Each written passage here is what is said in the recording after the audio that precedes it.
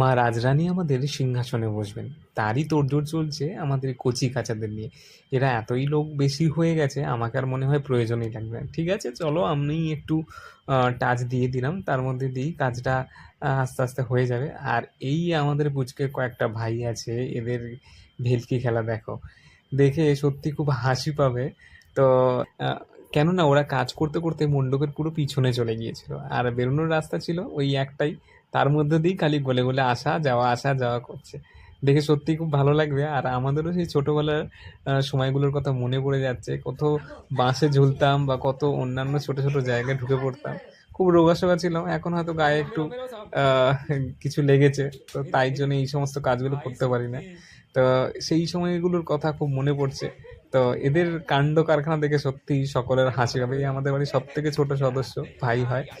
তো এরা এবার দেখো সবকিছু পরিষ্কার করছে, আমাকে হ্যাঁ, বিশেষ কিছু ওপরগুলো করতে মুছবি। হয় না, আমাকে ওদের বলে দিলেই হয় এইগুলো আমার কর কাজ ওইগুলো করার কর, কথা ব্যাস লোক। ওরা খুব আনন্দ সহকারে করতে ভালোবাসে। এবার আমি মাকে ডেকে নিয়ে মাকে মায়ের সিংহাসনে বসানোর জন্য নিয়ে যাচ্ছি।